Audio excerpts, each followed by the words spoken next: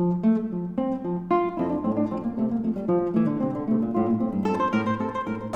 that. So today we're coming to Aristotle. I have put up here 3 little statements. I'm not going to explain them, but I do want you to write them down. And situations like this always kind of remind me of that program I used to watch when I was much younger called Kung Fu. Remember that? Anybody remember that show? Because it's way before your time. But the star of the show, I think David Carradine was his name or something like that, he was in this Kung Fu temple learning. And the master said to him, when you can take the little, whatever it was, pea or marble or what was it, he had something in his hand, then you will be ready to leave. Remember that famous scene? Well, every episode it would always start with that. And then one day he does this fabulous kung fu move on his master, and bang, he's got the pea right in his hand there, So then he's free to leave. And his adventures begin then. Well, I always kind of feel that way at times like this. I'm not going to explain these 3 statements to you, but when you can explain them to me, then you will be free to move on to the next topic in philosophy. So anyway, Aristotle is responding to, reacting to some degree, Plato, his great master. And he stands in opposition to Plato along these lines. Scientific rather than metaphysical. Observation rather than intuition. Causation rather than valuation. You see, what I'm likely to do one of these days is just ask you, say in a test situation, to explain those to me. I'm kind of letting the cat out of the bag here a little bit, Stephen, but you're the only one listening right now, so you're the only one that's going to get the benefit of it, So anyway, just I'm not going to try to explain them further, but as we go along, hopefully the distinctions will become a little more clear, and you already have some sense, even now, of what is being stated. So write those down, think about them as we proceed. You tell me, what do you know about Aristotle? You've certainly heard of him. You've read quite a bit of his writings in various classes up to this point. So, quick sketch. Who in the world is this guy? Just off the top of your head, tell me the first 2 or 3 things that come to mind connected to Aristotle. He was a Greek philosopher. He was a Greek philosopher. Good start. Yeah. He was a student of Plato. He was a student of Plato. We read most of his rhetoric. You've read his rhetoric in rhetoric. So he was definitely. You've also read most of his blank in blank. We read something in here. Pardon? We read something in civics. Civics. Yes, dear. And what did we read in civics? Please. Warm my heart. Make me happy. Make my day. I don't remember the name. What do we read? What do we read in civics? We read most or a lot of Aristotle's, Jacob? Politics. Okay. And you have probably read a little bit of Aristotle elsewhere in other courses. So aside from what has just been put on the table by Laura with a little help from Jacob, what else do you know about Aristotle? Any other tidbits, trivia come to mind? Anybody? Trevor? Anything else that kind of is common knowledge about Aristotle? I think that his ideas were the basis for geocentrism. All right, good. He was really the one who gave rise, although it was around earlier, but he really formulated what we call geocentric cosmology, right? Mm-hmm. Was he at all involved with Alexander the Great? Yes. Very good. What was the connection between Aristotle and Alexander the Great? Do you know what the connection was? He taught him, exactly. So he was a tutor for 2 or 3 years to the greatest conqueror in the history of the world to that time. Anything else? Any other little trivia? Avery, anything else pop to mind there? Josiah, go ahead. I know his idea about matter has influenced the Catholic understanding of excellent. Can you say any more about that, Josiah, than that? Which is correct. I think he talked about how matter has like an essence and how it has characteristics but also has an essence. And I think the Catholics kind of took the idea that during communion, the Eucharist, that the bread and wine actually become in essence. Okay, that's right. Transubstantiation, the substance changes, but the accidents remains the same. That's an Aristotelian distinction. Anything else? Those are good. Good. I'm pleased. Matthew, anything else? Okay. Okay. All right. Well, that's good. Those are all points we will try to string together as we go along, like little pearls on a string. Just a little bit of bio, so you should know this. This is not much, but helps to know a little bit of the bio. He was born in 384. Born in 384 in Macedon. Where is Macedon? I have a quite irrelevant map here, but it does happen to have what was once Macedon on it. So where is Macedon? Jacob? North Greece. North of, oh, okay, so you made it easy. It's right here. Okay, I was going to make you run the pen game, but you went right to it. Macedon is this region. I'm circling a much larger region, but it's kind of an area north of Greece. Many people consider it part of Greece, but it wasn't. In the ancient world, the Greeks considered themselves much more sophisticated. The Macedonians were kind of like the backwoods Neanderthals, you know. They were viewed as rude, unsophisticated, swinging from vines and trees by the Greek standards.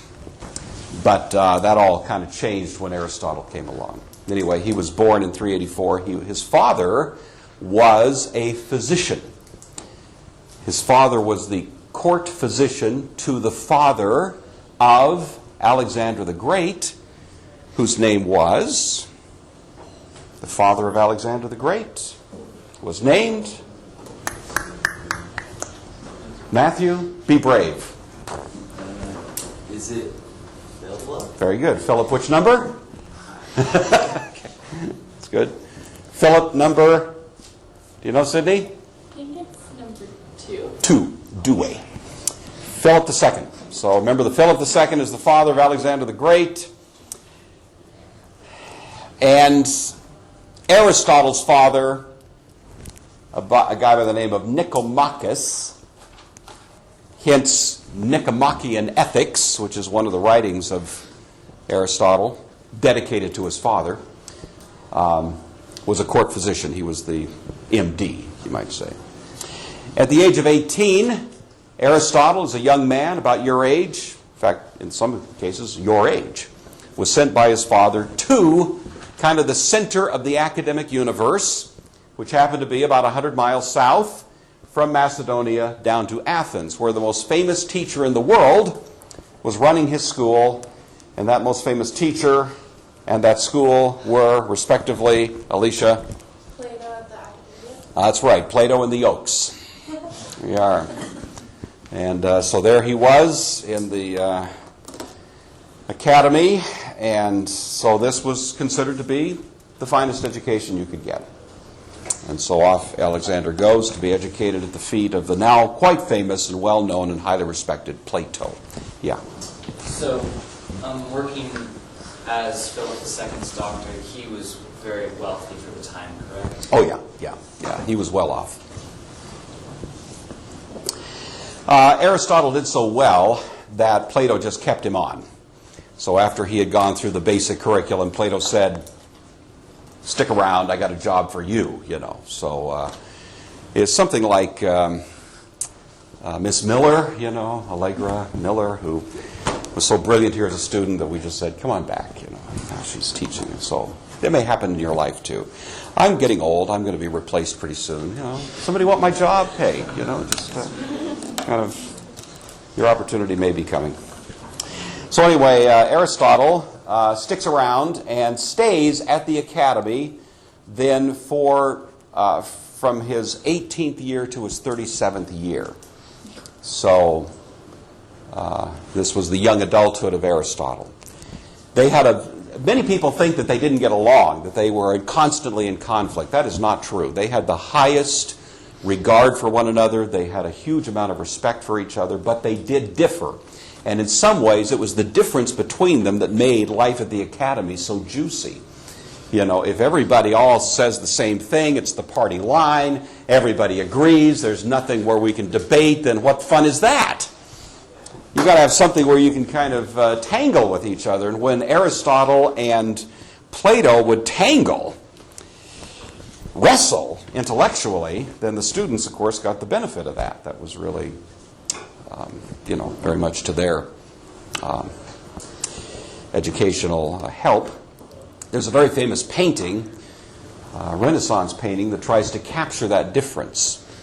It's simply called The Academy. And who painted it? Can anyone describe it, Ben? It's painted by Raphael. Mm-hmm. And what is it? Do you remember the kind of what it looks like? Well, it's got tons of people hanging out, and there's Aristotle and Plato Yeah. there. Okay.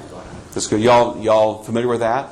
What's the difference between Plato and Aristotle and their posture, as Raphael depicts it in that painting?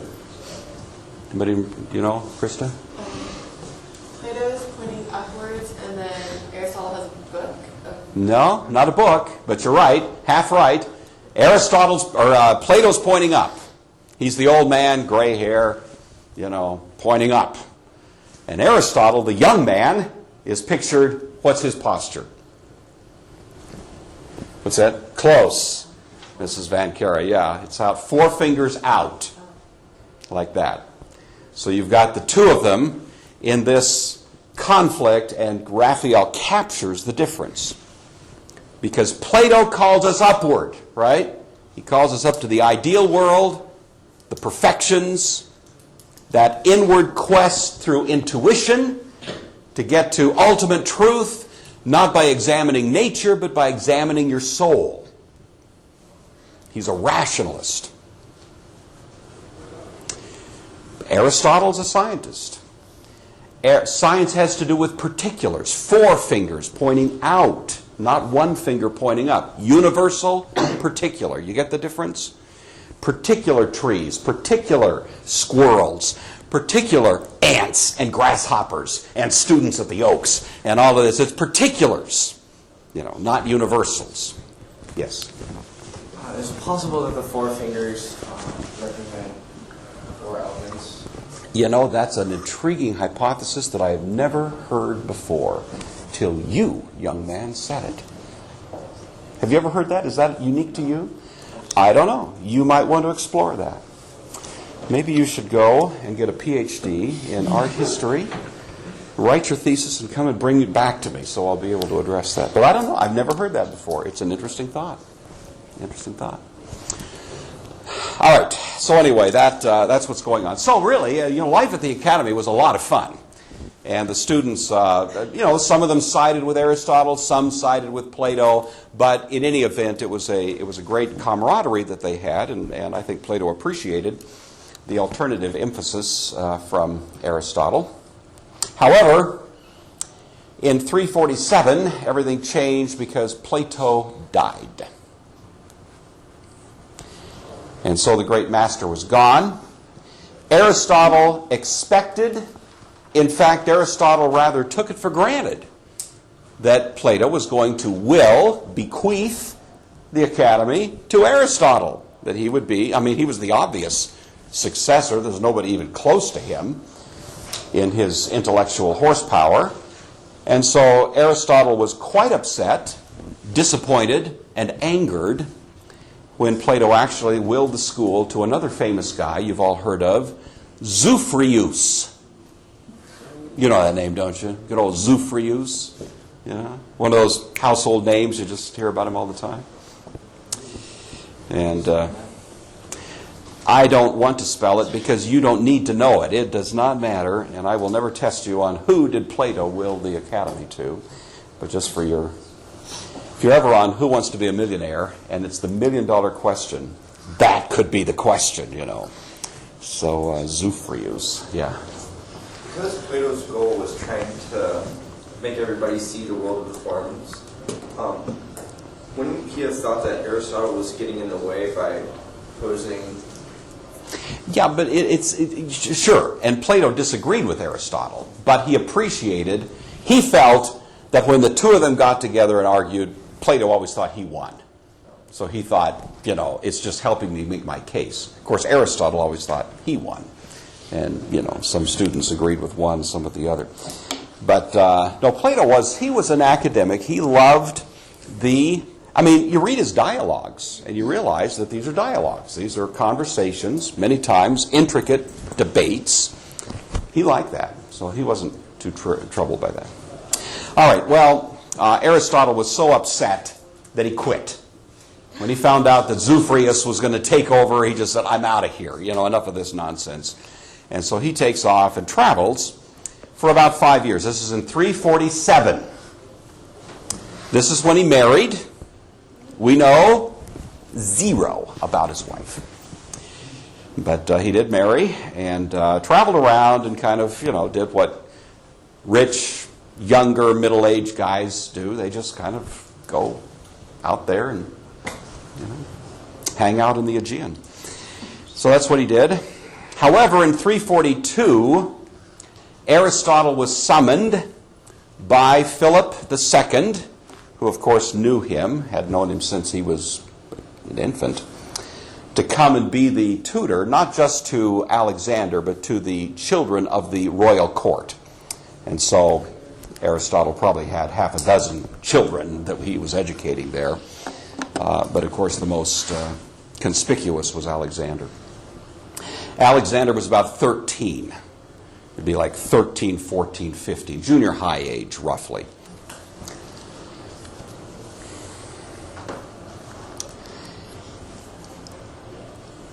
In 335, well, you should know this history.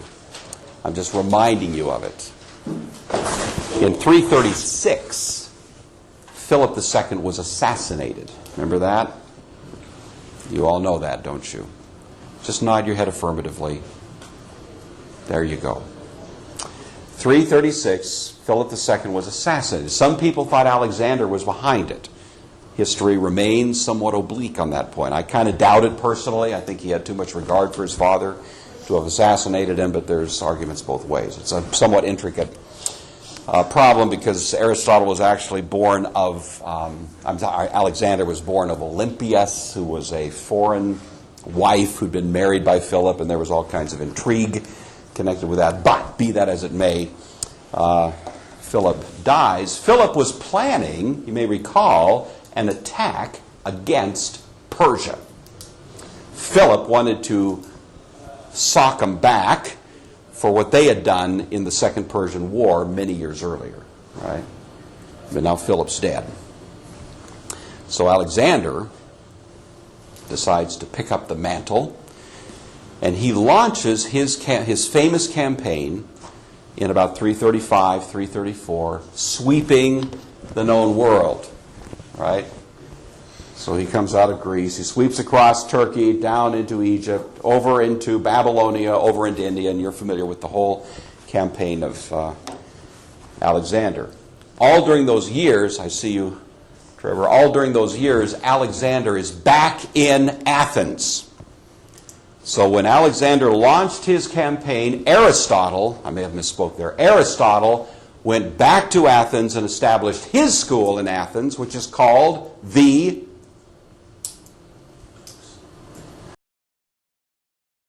This is a new school. Trevor, what was your question? Well, I was wondering whether Alexander the Great ever conquered Greece, or did he just have an alliance? Oh, he did, yeah. Okay. There was a raft of rebellions, largely inspired by Themistocles. Demosthenes, right? Demosthenes, the great orator of Athens, who gave his speeches that were called Philippics, anti-Philip speeches. And when Philip died, a lot of Greece revolted. And Alexander, the first thing he did was go down and put down those revolts. It didn't take him long to do it. Anybody know the name of Aristotle's school? Stephen, I see your hand. God, what was your question? I was wondering, did Aristotle teach Alexander about like warfare, or was he just like naturally or living in general? Alexander was trained in warfare, but I don't think it was from Aristotle. I think it was from standard education that he received otherwise. What Aristotle gave him was more what you'd call philosophy and the sciences and so on. All right, the name of Aristotle's school, you should know this, another little bit of trivia that should be in your minds and in your notes, the Lyceum, L-Y-C-E, Lyceum. So you got two schools now in Athens. You've got the Academy, Plato, and the Lyceum, Aristotle.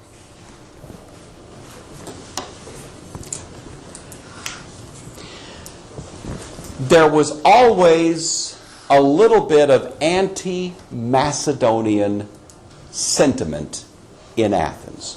Remember, even though Macedon has become very, very powerful, they still view them as a little bit backwards. Even with Aristotle in town, the Macedonians are viewed sort of like these people from the hills. And you still have this bias, and you also have a resentment in the Athenians that they're being dominated by the Macedonians. And so even though they aren't in a position to revolt, they always have this kind of seething undercurrent of we don't like them very much going on.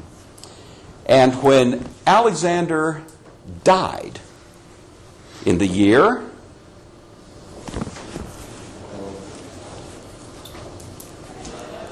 see, I've tested all of you on this once upon a time, way back when. You all got it right. Trevor, Alexander the Great died in the year?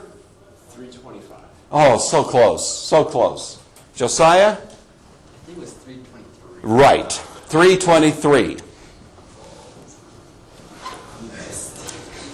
323, Alexander dies, and all of a sudden this resentment against the Macedonians erupts because all of a sudden the pressure's off for a moment. Alexander's dead, Macedon is vulnerable, and the Athenian Greeks revolt, and Aristotle is feeling the heat because he's a Macedonian. And he leaves town.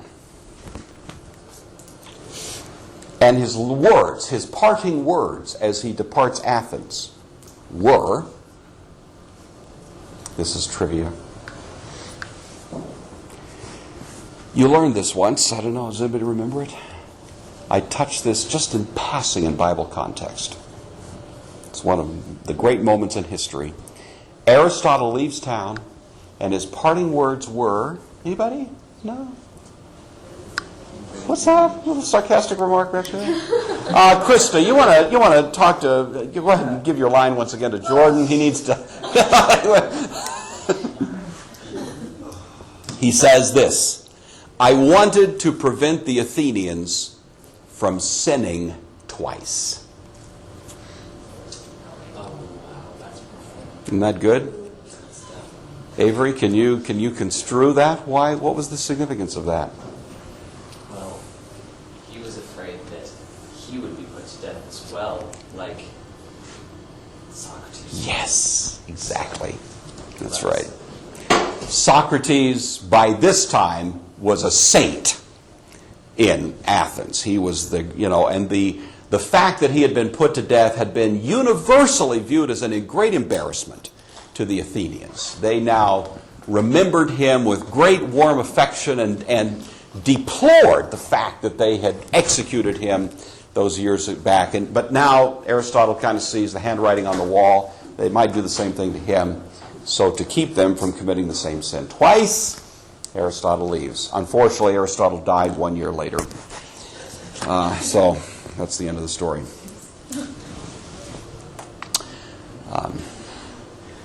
All right, so a sketch of Aristotle's life puts him in some kind of a context. Let me, just for a moment, give you, there's so many ways to approach Aristotle, and I've probably done it a little different every year. So this is my, eighth attempt. We're going to walk through a different door this time, see how this works. But I'd like to start by just giving you a rough kind of sketch of his writings, the classes of his writings. Most Aristotelian scholars would say that the writings of Aristotle can be organized into 4 different broad categories. So let's get these up here. The first of these he calls the organon.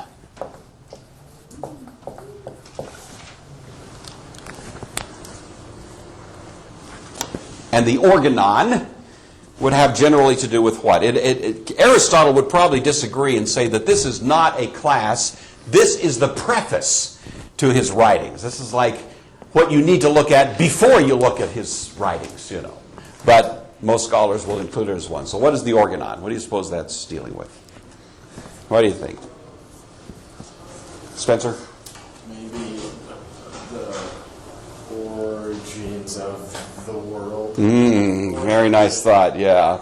You're trying to think of this word organon and what English words it may be connected with, and your thought is very good, but not quite right. But you're thinking the right way. It may be, Jordan, what? Do my best to keep you awake in here, I got the glazed eyes there. Organon. What English word is pretty close to the word organon? What comes to mind? Organ. That's right. There's another word that is based on the word organ, which is the same root, so you're quite correct. And it would give a little more help to understanding this, but that's good. What other word do we have in the English language that starts with organ and finishes with? Organic. It's good. Good start. We're on our way. Organization. Organization. They're all related. And from Aristotle's point of view, this was the point where he talks about not particular sciences, but the science of science. Okay? Now that may seem like a strange thing to say, but think about it. You realize that before you can do science, you have to ask, what is science itself? What are we trying to do? What does it mean to do science? So what is the science of science? Not the science of biology or the science of astronomy, but the science of the scientific enterprise itself. What is it about? And this is where he works out all kinds of rules related to, the main things you tie with this are, first of all, the rules of classification. How do we put things in classes?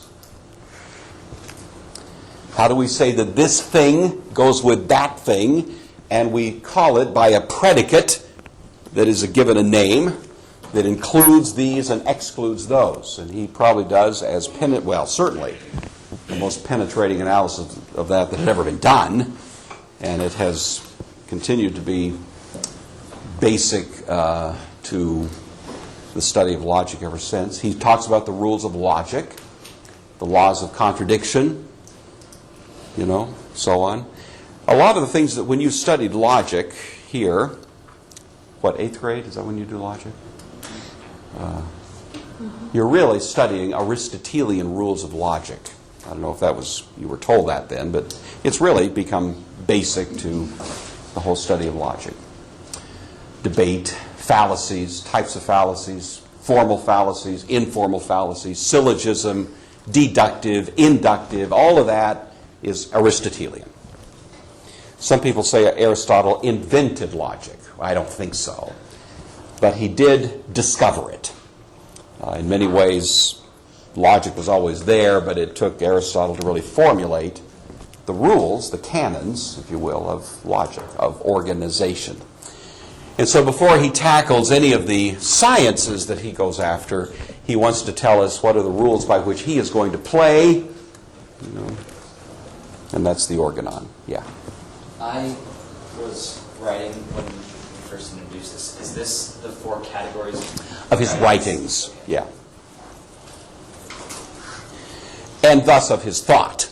When we say it's his writings, it's also, of course, his thought. Let me say something in defense of Aristotle.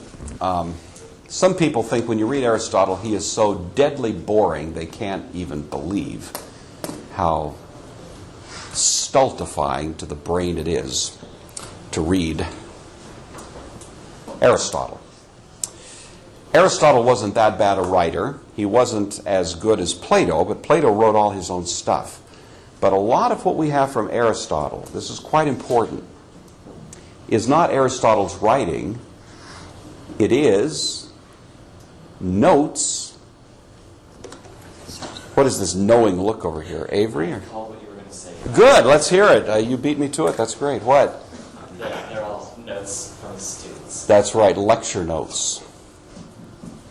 And so it'd be very much like, I give these wonderful lectures. You all have to agree. They're just, And Matthew, 50 years from now, pulls out the kind of the dusty notes that he had from philosophy in high school, and he tries to write them down. And somebody goes, "Oh, that's really boring stuff," and they kind of, well, is that my fault? Oh, Matthew, you see, he's the one that Except in Matthew's case, it would be probably much more engaging. But anyway, a lot of what we know of as Aristotle's writing is really the reflections of his students later. So don't blame him if some of it seems like it's a little bit difficult. All right, what are the other classes? The second class of writings that we have from Aristotle are called theoretic science.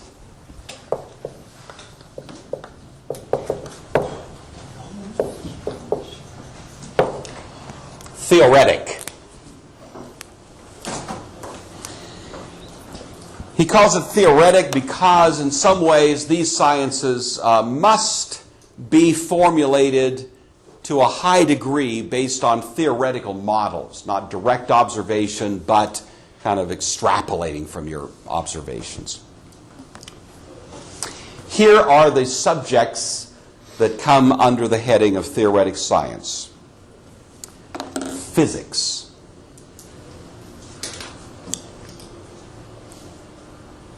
Mathematics. Metaphysics.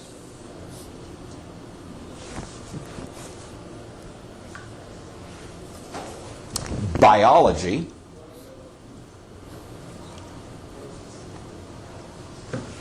Psychology.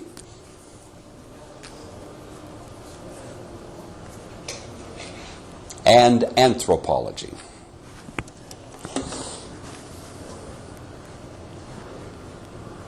Okay, check your list one more time. Physics, mathematics, metaphysics, biology, psychology, anthropology. I have to say, every time I think about that, I'm somewhat stunned. Aristotle really wanted to say it all, I mean, that is kind of an astonishing thought, isn't it? He wanted to actually say it all. He wanted to give the definitive treatment of every subject. I mean, if you were to say to him, what was your major in college, he'd look at you like you were, your major. You major in everything. Everything is your major. Some people are a double major. I've even heard of triple majors. But he was a what? Tuto major. He was majored in everything, Anyway, those are the theoretic sciences. He felt that all of those required a high degree of theoretical modeling in order to explain them, and so that's why they have that. The next set were called the practical sciences.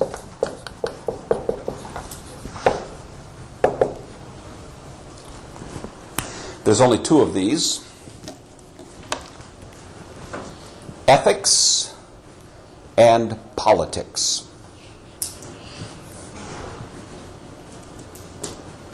And of course, last year in civics, we read quite a bit of politics. Have you read ethics in any class? Has that come up? I don't know that it would have.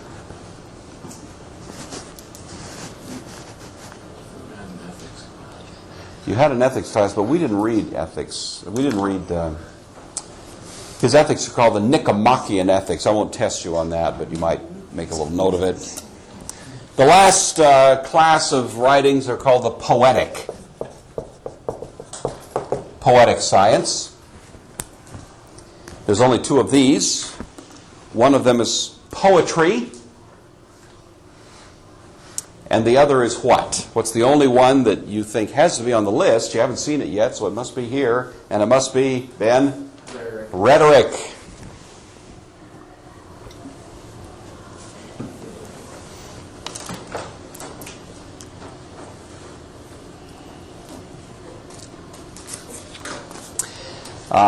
In case you're wondering, we are not going to cover all of this, or even a tiny little fraction of it, you know. This is all of our discussions are basically going to be connected with either the organon or a little bit of theoretic science, but mostly his philosophy, his metaphysics. Yes. Would he classify literature as a subcategory of poetry? I suppose he would. Yeah. I don't know that he would know the term literature as we use it, but I think he would include it as poetry. That's probably just what he would call it. Yeah. And keep in mind that the writings in Greece to that point had been more or less poetic. Homer, you know, Hesiod, the poetic tradition. All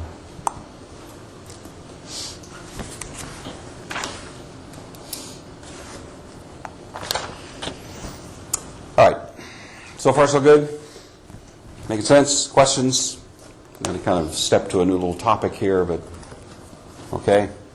All right. I want to do a little bit then with, you've all got this, by the way. So now it's gone forever till you see it on the test. Let us start with a bit of his metaphysics.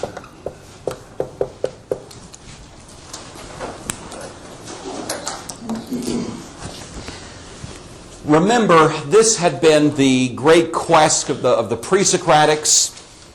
What is ultimate reality? Thales, of course, said ultimate reality was. Nicole, his answer was water.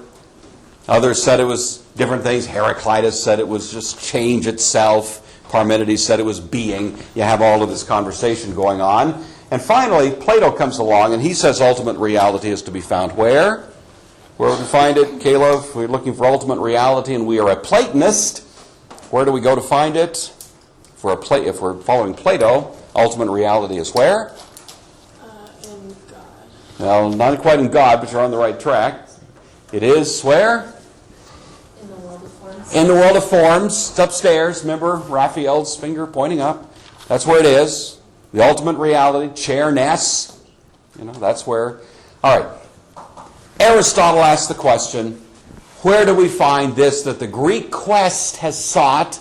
That is ultimate reality. Where do we find it? And Aristotle, first of all, goes through this whole huge critique of all the prior thinkers.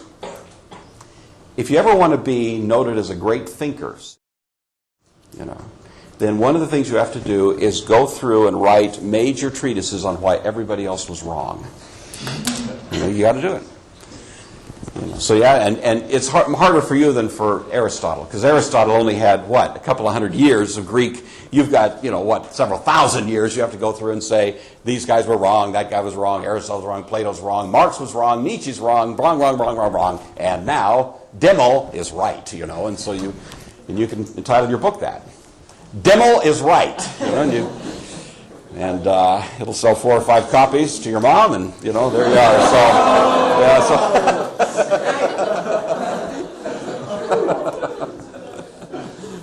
But never hurts to try. So anyway, that's what Aristotle does. He goes through, talks about Thales was wrong, you know, and interestingly, and this is important to know, a lot of what we know about all these guys, all these pre-Socratics, we know from Aristotle. We're very grateful that Aristotle talked about why these guys are wrong, because if he hadn't said it, we would know virtually nothing about them. They didn't leave writings, you see. So Aristotle, bless his heart, gives us this wonderful catalog of all these great prior thinkers, Heraclitus, Parmenides, and it's a very even-handed treatment. He doesn't attack them first. He just reports, here's what Thales said, here were his arguments, here's, the reason we should be taking him seriously, but here's where he really missed it. And then he goes to what? Anaximander, Anaximenes, Anaxagoras, all the way down, Xenophanes, Empedocles. Some of these guys we know traces of their thought from other sources, but most of it comes from Aristotle. So we're grateful to Aristotle. He gave us basically the first 2 weeks of our course, right there. We do have Plato on Plato's own writings, so we don't have to go through Aristotle to get to Plato, but Aristotle also goes through and talks about why Plato was wrong. But he's very deferential, gives him a lot of credit. But the thing that Aristotle seizes on, please try to get this. I know now we're in the last 4 minutes and the brain gets a little mushy, but here is what Aristotle attacked. He didn't like those two worlds. For him, it didn't make sense that you've got two worlds, and down here is the physical and up here is the metaphysical. He didn't like that there's this line that separates them. He didn't like that world is somewhere out there where I can never quite experience it directly. I have to sort of speculate my way to it. Or as Plato says, remember it. Well, Aristotle feels like that's a little bit mushy. Plato uses words like, here's a chair. Okay? How do I know it's a chair? Because there's this perfect chair, chairness, and then Plato says something like this. And this individual chair participates in chairness. Okay, that's Plato. Aristotle goes, what does participates mean? What does that mean? How do you participate in chairness? What's happening here that connects that chair to that chair? Aristotle isn't like that, you see. He wants this chair somehow to be here so he can look at both of them at the same time at least. But he doesn't like this sort of distant, hypothetical, sort of unreal, ultimate real world of the ideals and this kind of squishy language that Plato uses. Imitation. The copy imitates the ideal. Aristotle goes. See, he's this worldly. He's Mr. Dijkstra. You show Mr. Dijkstra a grasshopper, he doesn't say, wow, that grasshopper participates in grasshopperness, the essence of grasshopper, and then he goes, no, Mr. Dijkstra wants to dissect that particular grasshopper. He wants to say what's going on in that grasshopper. He's an individualist, the particularist, 4 fingers in this world, not 1 finger in a world he's never seen. Does that make sense? And so that's going to be the constant emphasis you'll find in Aristotle. So he critiques all these people, and included among them is his great master Plato, and he critiques him really at the use of language. He feels that Plato uses imprecise language to get over his ideas.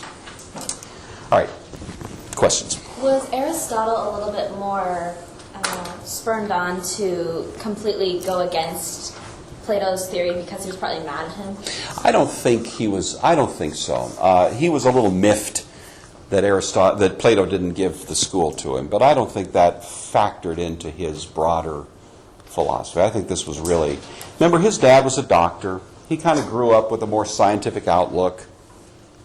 I can see where Aristotle was just shaped already by a more scientific approach to things than Plato would have been.